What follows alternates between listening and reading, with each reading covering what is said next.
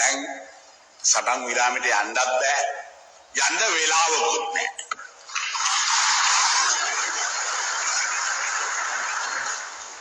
දැනුත් පුළුවන් හැබැයි දවස් 2-5 උනත් තමන්ගේ තුවක්කුව බිම තියලා අපේ හමුදාවට යටත් වෙන්න තාමත් ඔවුන්ට පුළුවන්කම ඉඩ අපි දීලා තියෙනවායි කියන එක අපි මේ අවස්ථාවේ මතක් කරන්න ඕනේ. අද අපිට බර ආයුධ පාවිච්චි කරන්න බෑ. අපිට අද අහසින් ගිහිලා පහර දෙන්න බෑ. ඒකට හේතුව ත්‍රස්තවාදීන්ට වඩා අපි ඉන්න මිනිස්සු ගැන අපිට කැක්කුමක් තියෙනවා. උන් දෙමළ ජනතාව වෙන්න පුළුවන්. ඒ ඉන්නේ මේ රටේ පුරවැසියෝ. ඒ නිසා මට මගේ ජනතාව උතුරේ වෙන්න පුළුවන්. දකුණේ වෙච්චාවේ උතුරේ වෙච්චාවේ නැගෙනහිර වෙන්න පුළුවන්.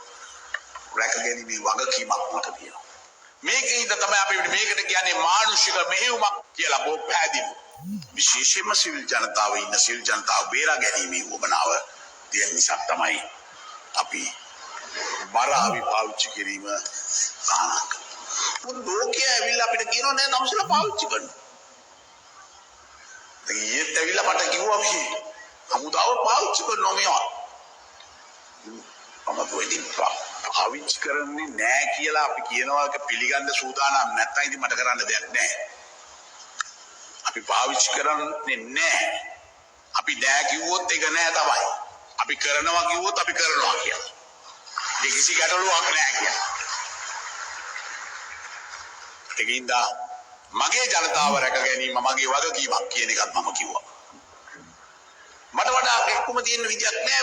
ඔහේ හරි ඉඳලා එන මිනිහෙකුට සුද්දෙකුට ඒක හරි වැඩක්. කවුරු ආවත් මොන නිරීක්ෂකයා ආවත් මොන විශේෂ නියෝජිතයෝ ආවත් අපි උන්ට කියන්නේ ඇරලා බලන්න වෙන සත්‍යයට මුණ දෙන්න අනෝ කියන LTT ත්‍රස්තවාදීන් මේ හිතවතුන් සහ ඔවුන් කියන බොරු ප්‍රචාරවලට රැවටෙන්නේ නැතුව කියලා. ලෝකයේ අනිත් රටවල් වල යුද්ධ කරන්නේ ওই විදිහට නෙවෙයි. අපි දැක්කා ඉරාකයට බෝම්බ දාන හැටි. අපි දැක්කා ඇෆ්ගනිස්තානයේ බෝම්බ දාන හැටි. අද අපිට බණ කියන උදවිය